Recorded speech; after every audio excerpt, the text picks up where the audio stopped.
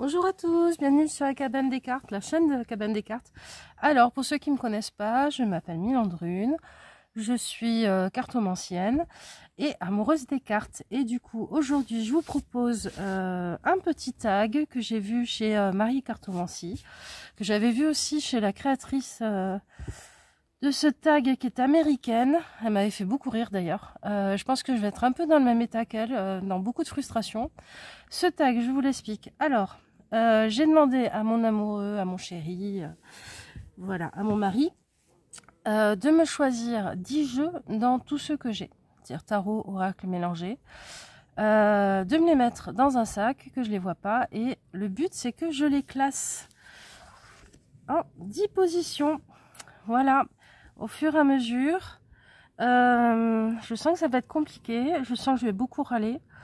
Alors, en tout cas, lui s'est pris au jeu, ça lui a beaucoup plu de participer. Alors peut-être de participer à ma chaîne, de faire quelque chose par rapport à la carto, et puis peut-être aussi qu'il y a un petit diablotin en lui qui prend plaisir à me torturer. J'ai choisi de vous faire une petite feuille, à chaque fois je noterai, parce que déjà sinon je vais oublier, et puis deuxièmement ça vous permettra de suivre. Alors, il m'a fait un sac avec une serviette dessus, donc je me glisse la main dedans. Et on va commencer par le premier jeu. Hop. Alors, qui j'ai attrapé? Ah, le Kawaii Taro. Alors, moi j'adore déjà cette édition. Je l'ai vue dans d'autres versions. Parce que celle-là, je crois que c'est la version anglaise que j'ai. Hop là. Alors, on a le petit livret. Déjà la boîte. Moi j'aime bien ce genre de boîte. Je trouve que c'est plus facile à ranger, ça prend pas trop de place. Il n'y a pas d'aimant, mais ça me dérange pas. Le livret, bon, il est très simpliste. Mais les informations sont suffisantes, hein, je pense, si on a envie de commencer. Dans le tarot, moi, honnêtement, je m'en suis pas servi. Hop, alors, en général, je mets le livret en dessous. Comme ça, quand je tire le cordon, j'ai que les cartes qui viennent. Alors, les cartes en elles-mêmes. Je sais pas si dans la version française, le dos change. Moi, j'aime bien ce dos. Je trouve simple, je trouve super sympa. Je trouve qu'elle glisse bien.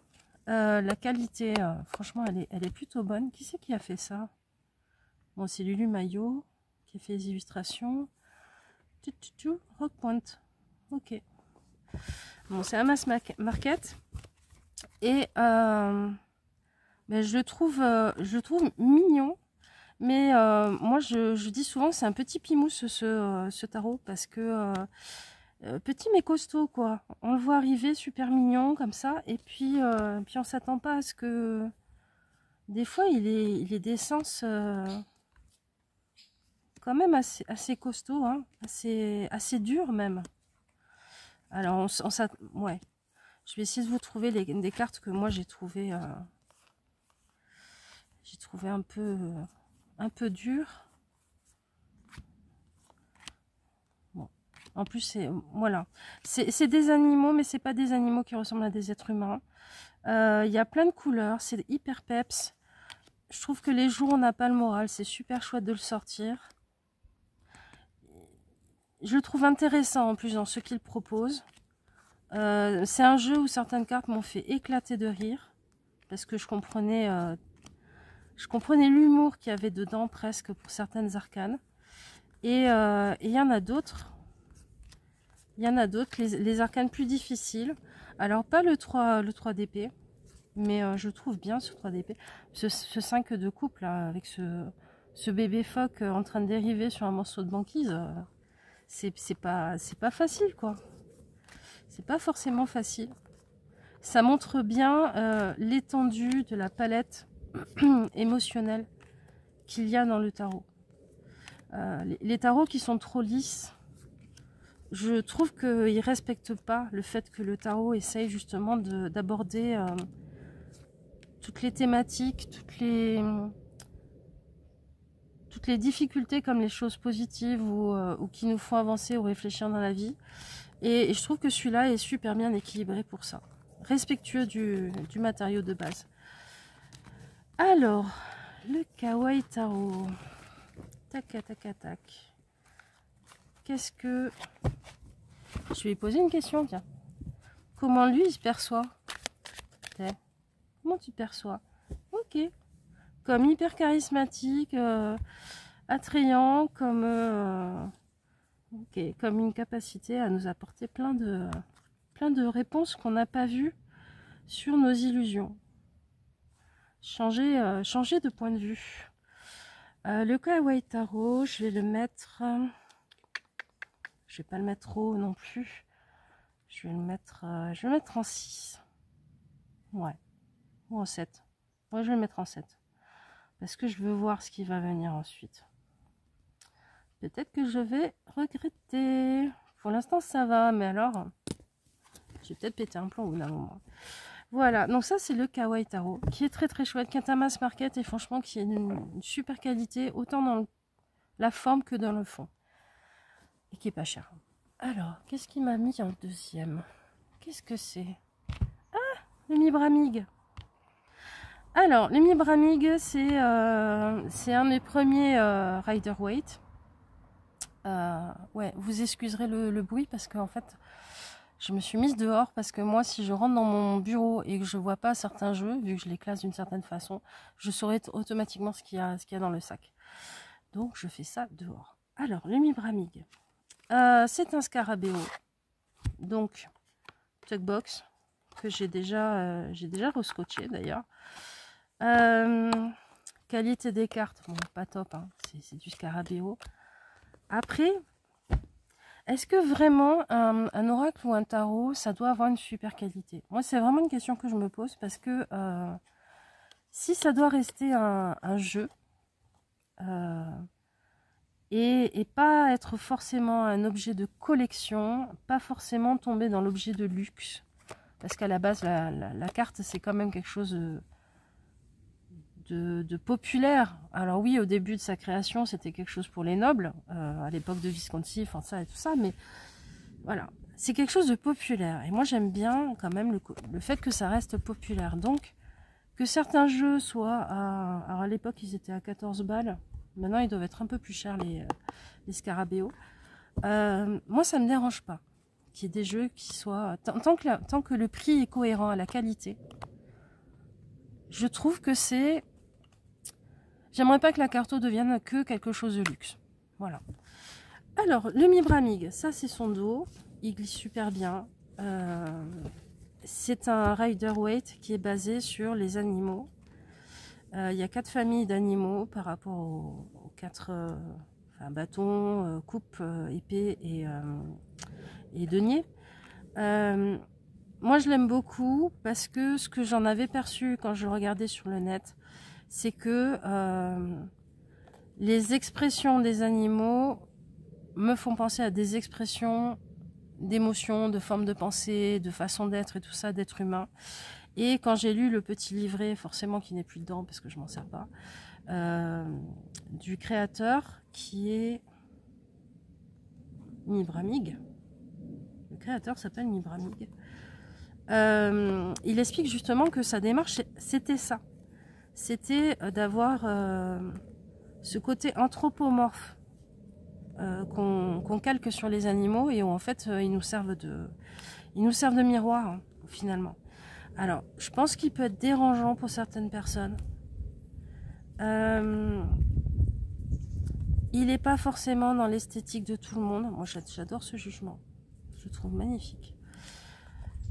Mais dans son énergie, en tout cas avec moi, dans ma pratique, c'est un vrai gentil. C'est l'ami sympa qui vous dit les choses vraiment avec une grande honnêteté, mais avec une gentillesse et une douceur et une bienveillance incroyable. Moi, j'ai un rapport à mes jeux comme si c'était des personnes un peu, surtout avec les tarots. Je pense pas... J'ai rarement ressenti l'énergie du créateur et compagnie, moi, dans les jeux. Alors, l'intention, oui, peut-être que c'est la même chose. Par contre, j'ai tendance à penser que au plus on utilise un jeu, au plus on y met de l'énergie et on lui donne une forme de vie, Un peu comme une forme pensée, vous voyez. Plus on pense à quelque chose, plus on lui donne une réalité énergétique et donc quelque chose qui ressemble de plus en plus à un golem, en fait. C'est pas quelque chose... Je vois pas les jeux comme des choses qui ont une conscience, une volonté propre. Par contre, je les vois comme des constructions qu'on nourrit, qui deviennent des espèces d'objets magiques, de familles magiques, où leur énergie est de plus en plus affirmée dans ce qu'ils sont. Et déjà, quand on les reçoit dans les mains, dans les premiers tirages qu'on fait à la maison, on sent quel est leur caractère, quelle est leur nature, quel est... Bon, après, ça peut être notre inconscient qui nous parle à travers les cartes, hein, et qui montre différentes facettes, mais j'ai quand même tendance à les considérer comme des objets qui sont pas vivants, qui sont pas inanimés, mais qui sont entre les deux. Après, c'est mon rapport au papier, hein, parce que j'ai un peu le même rapport au livre. J'ai un peu tendance, quand j'étais petite, j'estimais que mes livres étaient mes meilleurs amis, donc voilà. J'aime beaucoup la mort dans ce jeu. C'est un jeu qui peut être un peu moqueur par moments, qui n'est pas si enfantin que ça. Peut-être même que certaines façons d'avoir stylisé les animaux peuvent être dérangeantes. Pour moi, il me parle de tout le jeu de nos émotions. Tout ce qui se joue en nous, dans nos interactions avec les autres et en nous-mêmes. Ce rhinocéros la renforce, on en parle. Le fait que le chariot, des fois, c'est aussi l'ego. Hein. L'ego qui écrabouille un peu sa monture et qui s'empêche d'avancer soi-même, c'est hyper intéressant. Voilà. Aïe, aïe, aïe. Où est-ce que je vais te classer, toi? Oui, et puis il y a la carte apiscurelle dans celui-là. Ça plaît pas à certaines personnes. Moi, je trouve... Plutôt qu'il me réponde une bêtise, je préfère qu'il me sorte la piscurelle. Voilà, des fois, je pense que la vie ou nous-mêmes, on n'a pas envie de se répondre. Les guides n'ont pas envie de nous répondre. Et les jeux qui ont la possibilité ou de laisser des cartes blanches ou des apiscurelles, je les laisse. Parce que moi, clairement, si cette carte elle sort dans un tirage, c'est arrête de te prendre la tête. Va respirer, va marcher un coup et arrête de réfléchir au truc que tu veux là creuser, ça sert à rien, c'est pas le moment. Alors, le Mibramig, je vais te mettre petit...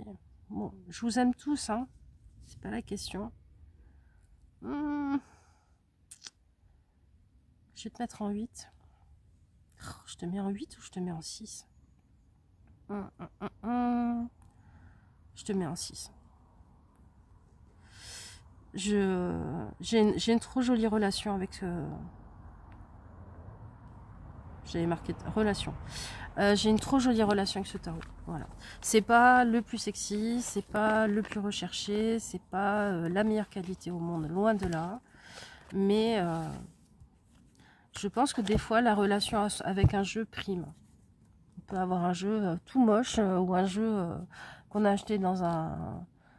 C'est quoi les magazines là où on a des cartes, les Marie-Claire ou les Astros, je sais pas quoi. Voilà, ça peut devenir le jeu de votre vie. Hein. C'est pas forcément un jeu cher. Allez, on continue la torture. Qu'est-ce que... Ah, ok, on continue dans le tarot. Le Somnia Tarot. Alors, tarot qui fait peur à certaines personnes. Tarot pas forcément apprécié par tous. Certaines personnes tombent complètement en amour avec. Moi, c'était mon cas. Je l'ai regardé pendant un bon moment sur le net. J'ai regardé plein de reviews et compagnie. J'arrivais pas à me décider à casser ma tirelire. Et puis finalement, je suis allée au Tarot Festival l'année dernière. Je savais qu'il y aurait Nicolas avec le Salon des Arcanes. J'ai tendance à l'appeler par son ancien nom, donc le roi de coupe. Et donc voilà, je savais qu'il y avait 2-3 jeux comme ça que j'allais m'acheter parce que l'occasion était là, parce que c'était mon cadeau à moi-même d'aller au Tarot Festival, de faire quelques ateliers et de m'acheter des beaux jeux. Ce tarot, il a été fait par Nicolas Bruno. C'est bon, déjà niveau qualité, c'est top of the top. La qualité des cartes est juste sublime. Ça glisse super bien. Elles sont d'une bonne taille, peut-être un peu large quand même.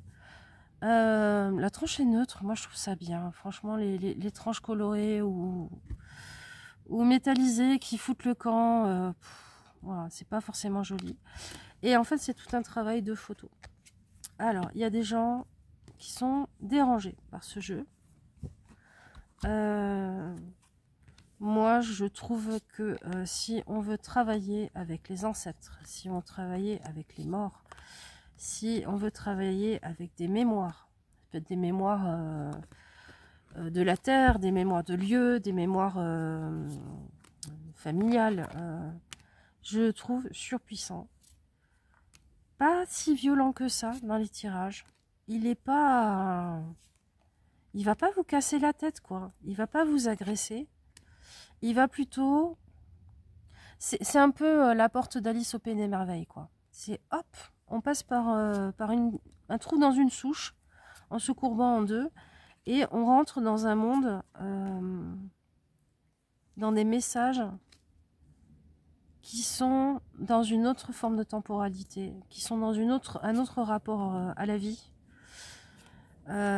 qui sont des énergies de mort, mais moi la mort me fait pas peur, la mort de mes proches me fait peur, le fait que mes proches partent me fait peur, la mort en elle-même ne me fait pas peur, déjà parce que je l'ai vue énormément étant petite, parce que pas mal de catastrophes naturelles et compagnie, parce que maman infirmière qui s'arrêtait sur tous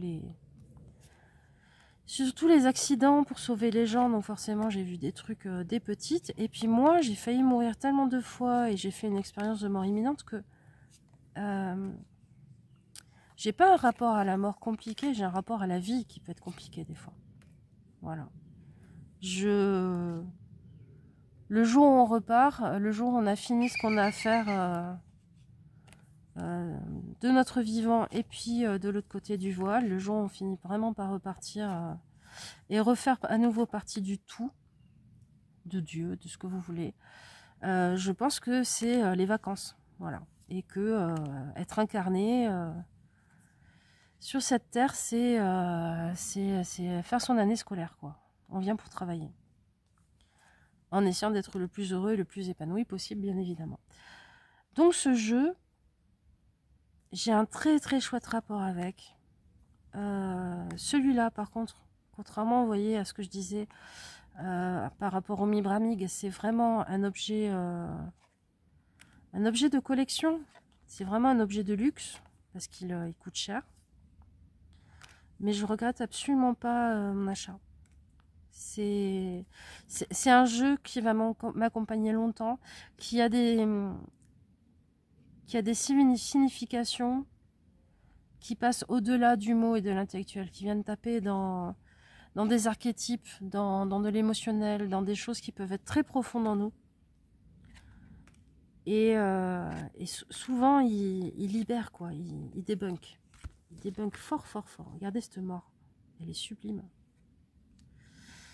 5 d'épée. Il est pas dur, il est honnête. Il est comme la nature, je trouve. Il n'y a pas de bon et de mauvais. Il y a des choses qui... Il n'y a pas de cruauté dans la nature. Il y a des choses difficiles et il y a des choses belles. La beauté et les choses difficiles se nourrissent. Alors, qu'est-ce que tu veux me dire, toi? Comment tu te perçois? 5 de coupe. C'est intéressant de se percevoir comme un 5 de coupe. Où est-ce que je vais te classer? Je vais te mettre en 4. Ouais. Je vais me mettre en 4. Parce que déjà, une très belle relation avec ce jeu. Parce que c'est aussi un jeu où j'ai vraiment fait en sorte de ne pas regretter mon achat. Parce que c'est assez onéreux quand même, des jeux qui vont taper dans les 80 à 90 euros. C'est une sacrée somme pour moi. Et je le regrette absolument pas. C'est vraiment un compagnon. Je pense que s'il y avait 5 jeux de tarot à embarquer avec moi, il ferait partie des 5. Bon, ça va pour l'instant. Alors, Le quatrième, qu'est-ce qu'il m'a mis? Ah, l'Universal Fantasy. Encore un Scarabeo, encore un des premiers jeux que je me suis offert. Il est de Paolo Martinello, qui est un dessinateur de BD. Mais celui-là, contrairement à d'autres jeux, le Scarabeo, je pense qu'il a vraiment réfléchi au sens des lames. Je pense qu'il a vraiment fait un travail.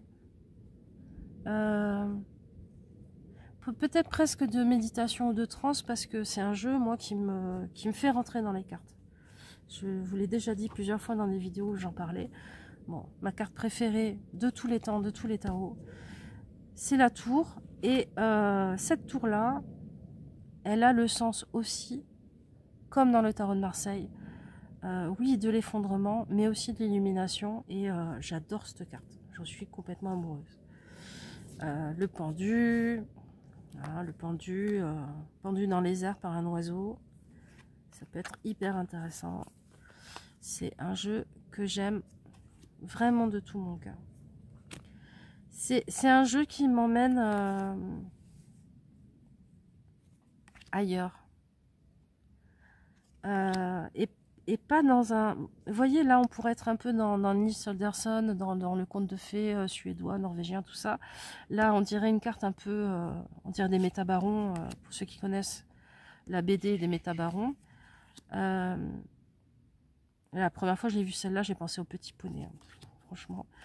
Mais, je sais pas, c'est peut-être toutes ces lignes, toutes ces couleurs aussi, ces animaux fantastiques qui me transportent dans une autre dimension. J'adore ce diable. Il est puissant, il est magnifique. Ouais. Voilà, la mort, elle est intéressante, hein, dans son sens, mais je trouve pas forcément réussi. Ce 9 de coupe, il me fait trop triper. Hop. Chevalier de pentacle. Ah, je t'adore, toi. Où est-ce que je vais te classer? Ça y est, ça commence à devenir difficile, hein. Pourquoi je me suis infligé ça à moi-même? C'est terrible d'essayer de classer ses meilleurs amis, les gens qu'on aime le plus. Vous dites, tiens, tu prends tes 10 meilleurs amis et tu vas les classer. C'est super cruel. Voilà, 9 d'épée, c'est super cruel. 4 de coupe. Qu'est-ce que tu as envie de me dire, Coco? Ah, qu'est-ce que tu as envie de me dire, mon petit poussin? Pouc, pouc, pouc. Comment tu te perçois? Tu te perçois comme un 9 de bâton. Ah oui, d'accord. C'est lourd, c'est ta responsabilité, ma cocotte. Tu te l'es mis toute seule sur le dos. L'Universal Fantasy, je vais le mettre. Je vais le mettre en 3. Déjà parce que effectivement, il est au-dessus du Somnia par rapport au relationnel que j'ai avec. Pas par rapport à la qualité des cartes, hein. C'est du Scarabeo, c'est une Tugbox qui va vivre de plus en plus mal, qui vit déjà mal, que j'ai déjà scotché. Mais c'est un jeu, lui et moi on se connaît par cœur. Voilà, je vous dirais ça. Lui et moi on se connaît par cœur. Allez, j'ai l'impression, j'avais dit à mon amoureux, tu choisis des jeux qui te plaisent, et j'ai l'impression qu'il m'a sorti tous les jeux que moi j'aime. Ah, le Forest Fae. Premier oracle. Alors quoi, 1, 2, 3, 4. Ok, on a déjà fait 4. Cinquième, un petit oracle. Alors oui, celui-là, effectivement, c'est un oracle que mon chéri adore. Il est aimanté. Il est super beau. C'est Rockpool qui fait ça. Le dos est comme ça. Il glisse très très bien. Et en fait, c'est des êtres de la nature qui ont un petit message à chaque fois. Alors, pas forcément facile à traduire d'emblée comme ça quand on n'est pas anglophone. Ou...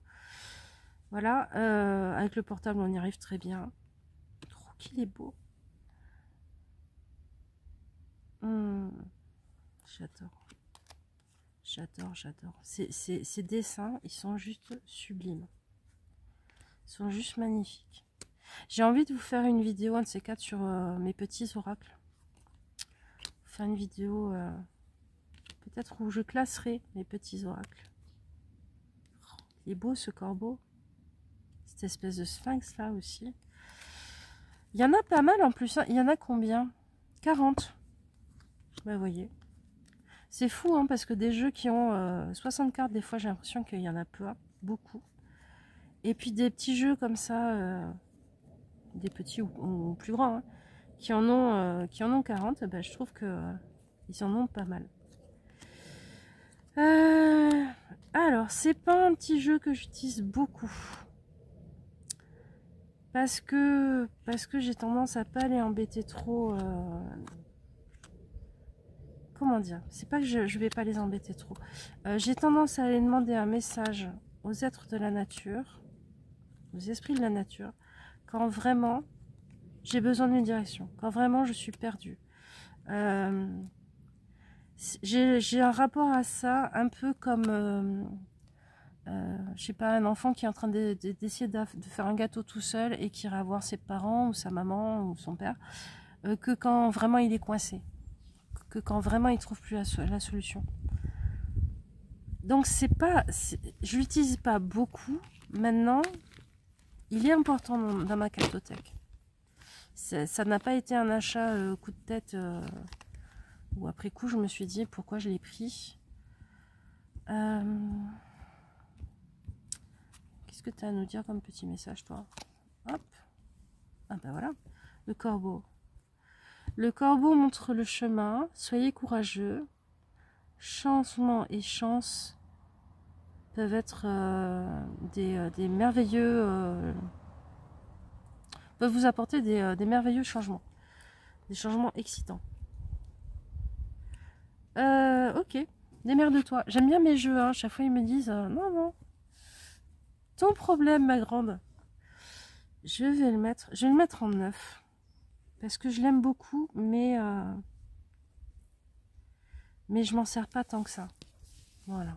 Puis de toute façon, je suis quelqu'un qui regarde tellement de reviews de jeux, qui regarde tellement carte à carte, s'il y a une carte qui lui plaît pas et tout ça, que je pense qu'il y a peut-être, allez, sur tous les jeux que j'ai, il y a peut-être 2-3 jeux où je me suis dit, j'aurais peut-être pas dû. Je l'aime beaucoup ce petit jeu. Allez. 1, 2, 3, 4, 5, 6, 7. 7e. Ah, le Deviant Moon. Dans sa boîte qui commence vraiment à souffrir. Ouais. Alors, Patrick Valenza, bien évidemment. Hein, on le connaît. Le dos, je pense que vous le connaissez. J'aime bien son format de cartes. Elles paraissent un peu plus longues et un peu plus étroites. J'aime beaucoup son format de cartes. Sa qualité, honnêtement, on n'est pas loin du Scarabeo. On est quasiment, enfin, on est même dans le Scarabeo. Je sais pas, je vais vérifier, je vais regarder. Est-ce que... Bon, c'est la même qualité. C'est de la qualité Scarabeo. Tranche neutre. Je sais pas s'il était plus blanc à la base ou si c'est moi qui l'ai un peu transformé. Il est déjà en train de s'abîmer. Hein. Regardez, le bord des cartes là, il est déjà un peu tout rayé et tout. Après, je trouve que ça a du charme, un jeu qui vieillit.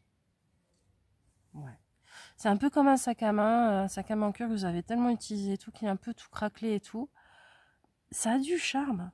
Je trouve que c'est des objets, c'est comme le vin, quoi, les jeux de cartes. Ça devrait être fait pour vieillir, mais pour bien vieillir. C'est-à-dire si le côté se barre, si c'est tout rayé, c'est tout foutu et tout. Voilà. Alors, ce jeu, il dérange certaines personnes, je le sais. Moi, je le trouve... moi, je le trouve drôle, en général. Je le trouve bienveillant, étonnamment doux. Alors, vous voyez, les images sont pas toujours évidente, hein, mais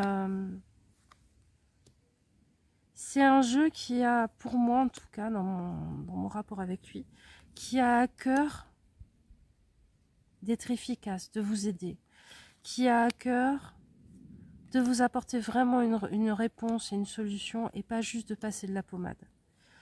Alors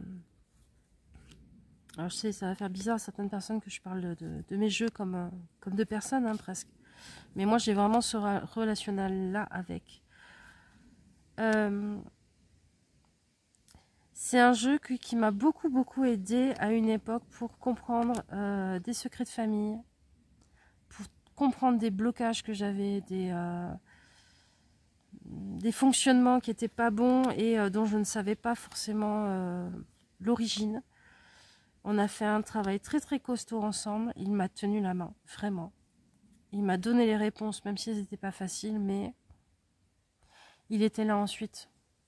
C'était pas juste bim, je te balance une vérité, puis je te laisse toute seule dans ta mouise, quoi. Donc c'est une super relation. Après, c'est pas un jeu que je vais sortir pour les autres. C'est un jeu que j'utilise beaucoup pour moi. Je sais pas pourquoi d'ailleurs. Peut-être que j'ai jamais rencontré encore des gens qui vibrent de son énergie.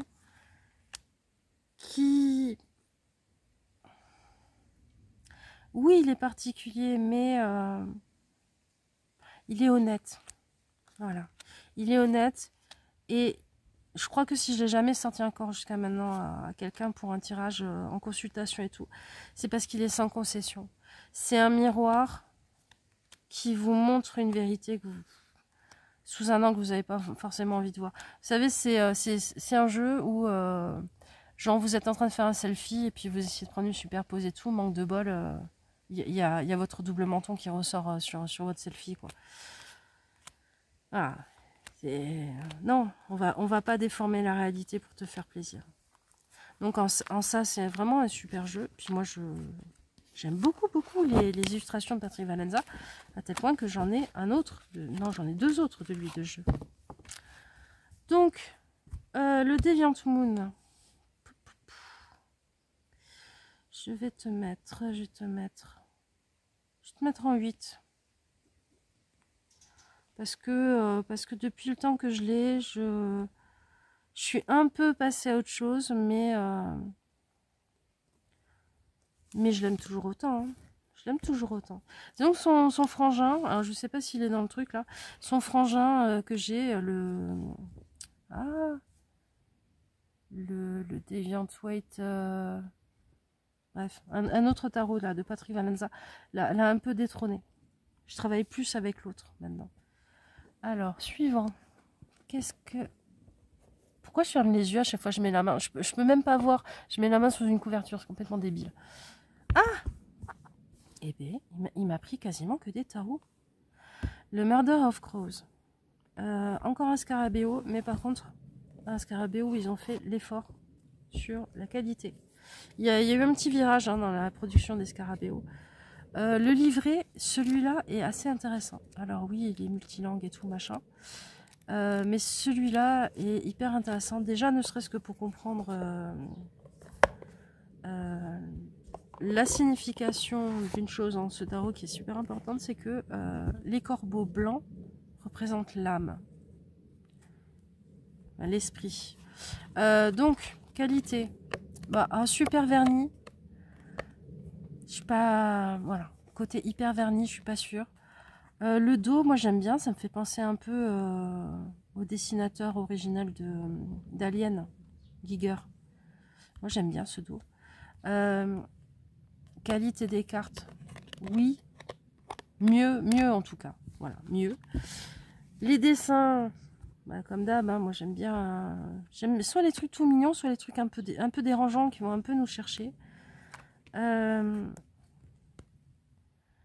Vous voyez, là, c'est un jeu où on va marcher sur la lande des esprits, quoi. Il me fait penser, pas dans les dessins, hein, mais dans l'énergie, à une BD qui s'appelait Requiem, où toutes les époques coexistent, Bon, c'est un monde de vampires, de ghouls et tout ça, où le temps s'écoule à l'inverse d'une autre, et où en fait les êtres les plus anciens dans cet univers, c'est les bébés. Alors, ça peut être un peu glauque, hein. Mais pour ceux qui connaissent, voilà, c'est ce genre d'énergie que je ressens dans ce tarot.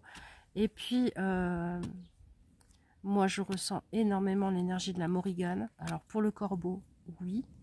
Mais aussi pour ce côté champ de bataille. Je sens vraiment une énergie de champ de bataille. Je vous l'avais dit dans ma vidéo sur les styles de musique en tarot. C'est un synthèque que j'ai créé d'ailleurs, si vous avez envie de le faire. Ça peut être très très chouette. Voilà, il est assez noir. Moi, j'aime beaucoup le dessin. Je crois que décidément, j'aime beaucoup les dessinateurs de BD italiens.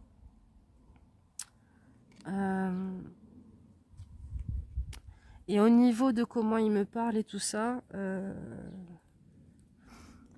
j'ai même pas l'impression que c'est lui qui me répond. J'ai l'impression que lui, c'est une porte et que on me parle ou je vais parler. On vient à moi ou je me rends dans leur lande avec des esprits. Avec des esprits de défunts, de gens qui ont vécu des choses. Des égrégores historiques, des égrégores de croyances millénaires dans certaines cultures. J'ai acheté ce jeu pour ce 10 d'épée. Alors ne regardez pas si vous êtes facilement choqué. Fermez les yeux, je vous dis quand vous rouvrez les yeux. J'ai acheté pour ce 10 d'épée parce que je trouve que le 10 d'épée, c'est une des cartes les plus difficiles du tarot. Bien sûr, c'est dans les épées, donc c'est pas physiquement hein, qu'on est en train de se faire dévorer les entrailles, c'est au niveau de la sensation mentale et même émotionnelle. Mais je trouve que la plupart des tarots ne sont pas assez durs et violents dans la représentation de ce que ça peut être un 10 d'épée. Un 10 d'épée, ça peut être... alors, attendez, hop, ça y est, vous pouvez rouvrir les yeux. Un 10 d'épée, ça peut être... je sais pas, vous venez de découvrir que votre femme vous trompe, votre boîte est liquidée par un huissier, vous vous retrouvez à la rue, vos parents vous disent non, non, on veut pas de toi à la maison, on a refait ta chambre, et vos potes vous font des semi-réponses quand vous leur demandez s'ils peuvent vous sortir de la merde, quoi. Ça peut être aussi violent que ça, un 10 d'épée. Et souvent, le 10 d'épée, c'est oh, regarde le soleil derrière, gna gna gna, enfin, bref. Le tarot, pour moi, il est censé représenter tout le panel, toutes les couleurs de ce qui peut nous arriver dans la vie. Le très très bon, le très très mauvais et tout ce qui entre. Alors, le Murder of Crows, je vais le mettre... je vais le mettre en 5. Parce que je travaille plus avec, finalement, que ceux qui sont en dessous.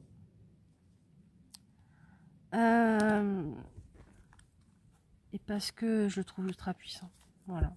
Je le trouve, alors il y a des gens qui vont me huer, je le trouve plus puissant que le Deviant Moon. De toute façon, ils ne travaillent pas la même chose, hein. Ils n'ont pas tout à fait la même énergie, forcément. Mais je le trouve plus puissant que le Deviant Moon.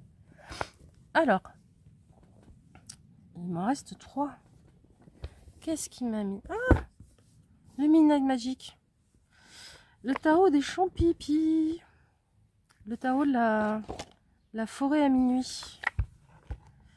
Alors, déjà, la boîte, on en parle. Elle est juste superbe. Le livret, il est en anglais. J'espère vraiment qu'ils vous le traduiront en français. Je ne sais pas s'il a eu assez de succès pour ça, mais pourquoi? Parce que chaque carte, bon, c'est un champignon, ça vous parle du champignon, de son utilité, soit dans l'écosystème, soit pour se soigner, la pharmacopée et tout ça. Il est super bien fait. C'est vraiment, c'est pas juste l'illustration de champignons, quoi. Alors, les cartes, la qualité, on aurait pu mieux faire. Par contre, j'aime le toucher papier, glissant papier, pas verni. Ça, j'aime beaucoup. J'aime son bruit. Ouais, ce genre de bruit là, j'adore.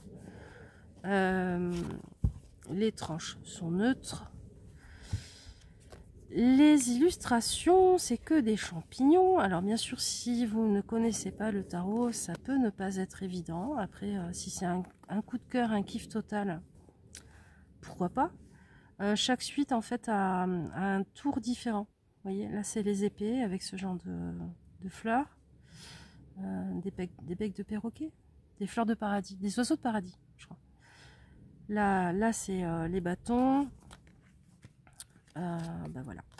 Ça, c'est les deniers avec ces fleurs-là. Et ça, c'est les coupes avec ces fleurs-là. Bien sûr, les arcanes majeures n'ont pas de tour.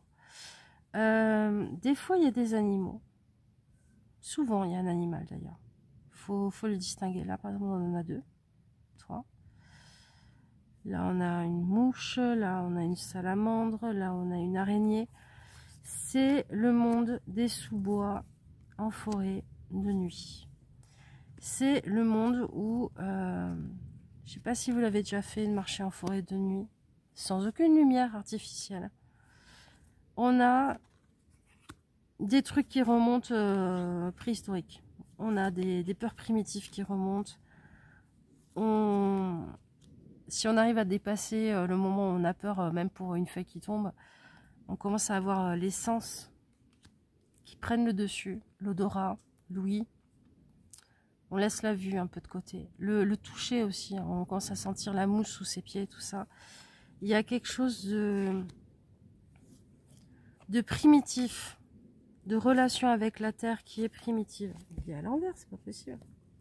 Comme ça.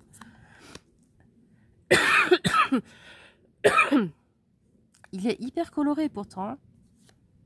Mais c'est la forêt en pleine nuit, c'est le monde de la nuit, c'est nos ancêtres les champignons, les ancêtres de tout ce qui vit sur Terre, parce que sans champignons, à la formation de la Terre, on serait resté un vieux caillou stérile avec des algues un peu comme ça par-ci par-là, mais les champignons ont dégradé la pierre, la roche pour qu'il y ait du sol.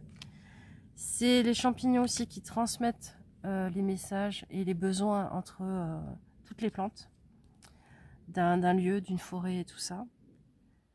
C'est l'incarnation en physique de ce qu'est Gaïa, Pachamama, ce que vous voulez, l'esprit de la terre.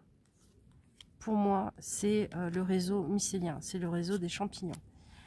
Ce jeu-là, je le trouve très très beau. Les premières fois que j'ai vu des reviews, je me suis dit jamais j'arriverai à lire les cartes avec ça. Parce que des champignons... Et en fait, il y a quelque chose d'instinctif, justement, qui se passe. Il y a quelque chose qui arrive à damer le pion à l'intellect. À l'intellect avec tout son savoir et toutes ses mémoires. J'adore ce fou. Regardez ce fou avec... Ce renard qui va manger Chicken of the Woods, c'est un champignon qui a un goût de poulet quand on le mange. On peut le cuire. Voilà. Donc celui-là, c'était un sacré coup de cœur et je le trouve chamanique. Voilà. Si vous voulez faire un travail avec les mémoires de la Terre, les mémoires de l'univers même, parce que accéder aux mémoires premières du sol sur lequel on marche, de la création de notre planète et tout, c'est forcément accéder à la mémoire des comètes, des astéroïdes et de tous les astres qui existent dans le monde. Ce sont des portes sur ça. Voilà, alors, Champipi, je vais pas tirer une carte parce qu'à chaque fois il m'envoie bouler mes jeux en me disant démerde-toi, c'était ton choix. Mais je le trouve sublime. J'adore ce jeu. Et là, je suis embêtée. Je suis embêtée. Est-ce que je peux pas le mettre en 10? Non, je vais le mettre en 2.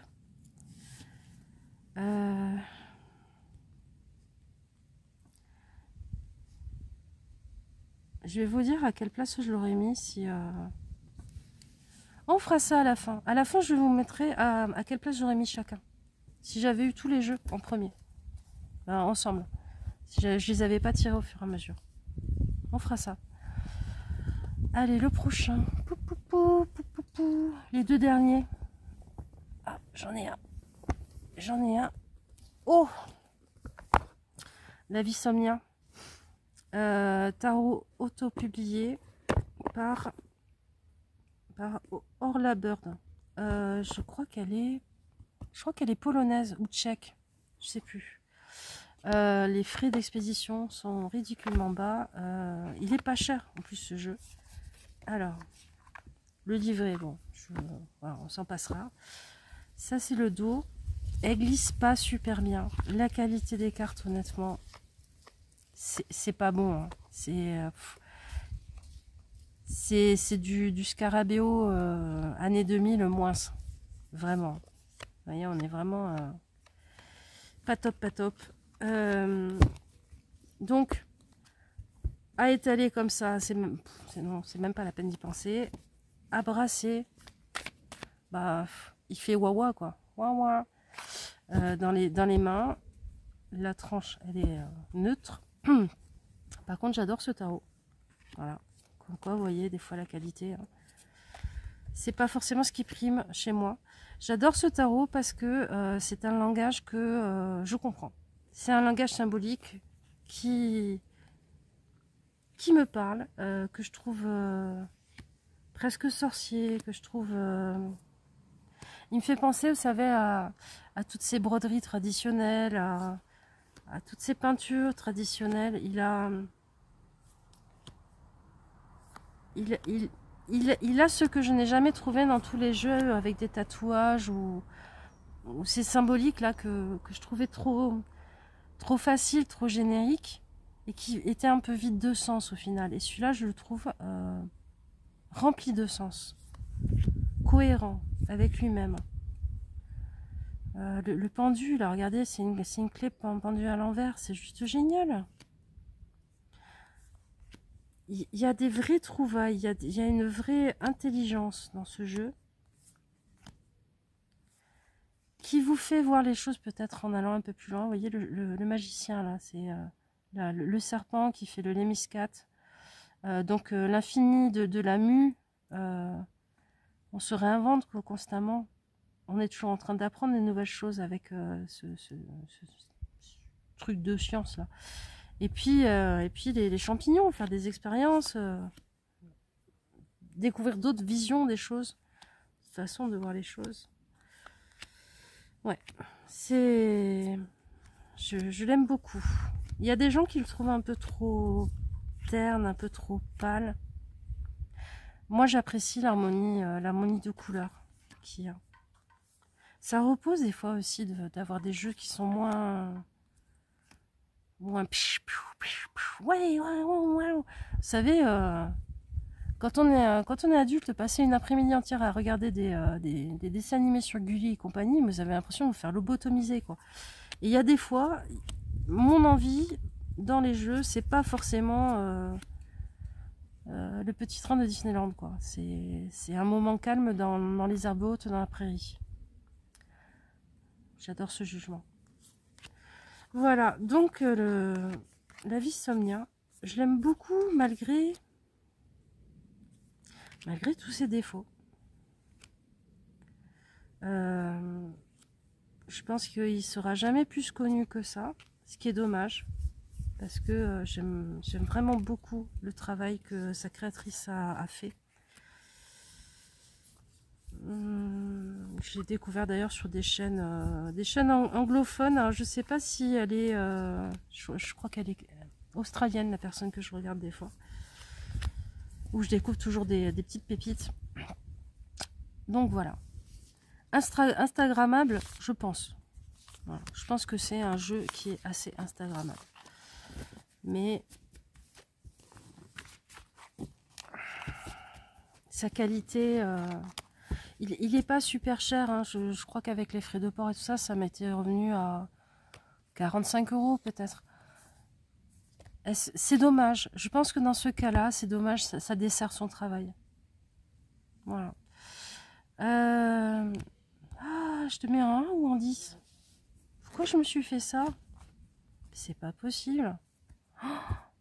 Pourquoi je me suis fait ça? Aïe, aïe, aïe, aïe, aïe. Je te mets en 1, tant pis. Ah, je sais pas qui j'ai en 10e dans le sac, c'est horrible. Allez, la Vissomnia, je te mets en 1. Je t'aurais vraiment pas mis en 1. Je vais vraiment vous faire le classement à la fin. Alors, c'est qui le dernier que je vais mettre en 10? Ça fait mal au cœur, ça. Ah, bon, ça va. Je t'aurais pas mis en 1. Petite pochette maison. C'est un jeu... Alors, il faut que je retrouve. C'est le Goodest Knowledge Cards. Les peintures ont été faites par l'artiste Suzanne Eleanor Boulet. C'est une artiste peintre. Elle les a pas créés pour ce jeu. Et les textes sont de Michael Babcock. C'est un jeu basé sur les déesses. Les déesses un peu du monde. Ce qui est chouette, c'est qu'à chaque fois, on a la peinture sans texte pour vraiment se plonger dedans. Même la mettre sur un autel, c'est sublime, je trouve. Et on a le texte derrière à chaque fois. Alors là, on a Morgane, la fée. Là, on a le Sphinx. Setna. Qui c'est qu'on a d'autre? Fortuna. La Dame du Lac. Regardez celle-là, comme elle est belle. Ouh, qu'elle est belle. Qui tu es? Éteint. Déesse celtique. Vous voyez, il y a même des déesses on ne connaît pas. Rhiannon. Bastet. Minerva. On a des Inanna. On a des Amérindiennes. On a... vous voyez, là on a Tzazol, Théolt, Epona, Sélène. Voilà. Moi, je trouve que c'est un jeu... c'est pas un jeu pour faire des tirages. C'est un jeu pour...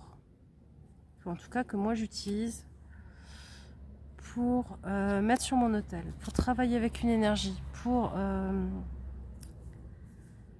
canaliser, rentrer dans l'énergie de cette déesse-là, dans sa vibration et comprendre la sagesse de son message.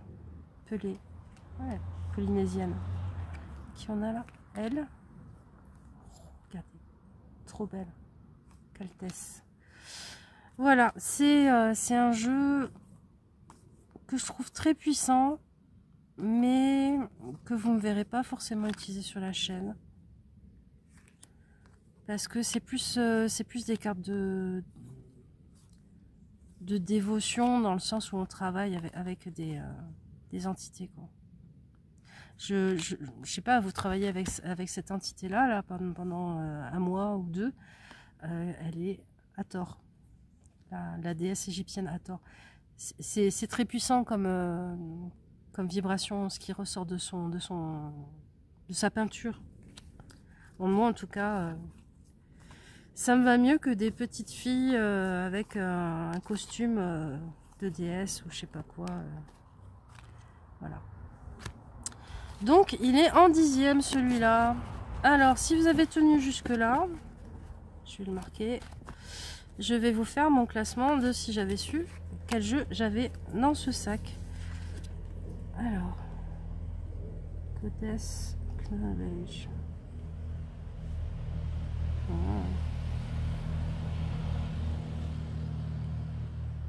Cards. Alors, déjà en 10e, j'aurais mis qui? Ben, j'aurais mis le Forest Fay en fait. Voilà. En 9e, j'aurais mis le Goddess Knowledge. En 8e, non, 8e, j'aurais mis le Deviant Moon. Vous voyez, lui, il reste pareil. En 7e, j'aurais peut-être mis le Mibramig. En 6e, j'aurais mis le Kawaii. Donc ceux-là, ils auraient échangé. En 5e, j'aurais mis l'Universal Fantasy. En quatrième, j'aurais mis celui-là. En troisième, j'aurais mis la Vissomnia.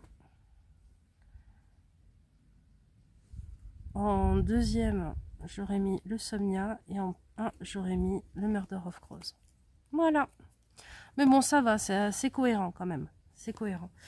Mais finalement, il a choisi beaucoup de tarot. Je pensais qu'il me choisirait plus d'oracles. Il me connaît bien, ou alors on a vraiment des goûts qui se ressemblent, parce qu'il m'a sorti pas mal de jeux que j'aime beaucoup. Et ben, c'était une chouette expérience. Je l'ai pas si mal vécu que ça. Voilà. Je vous fais des bisous. Si vous avez des commentaires, des trucs à me dire sur les jeux que je vous ai montrés, tout ça, sur ce que comment vous l'auriez classé, vu que je vous ai montré ces jeux. On peut jouer à ça. Comment vous auriez classé ces différents jeux. Je vous fais vite une vidéo qui est un peu moins légère, qui a un peu plus de sens. Voilà. Et je vous fais des bisous. Ciao, ciao.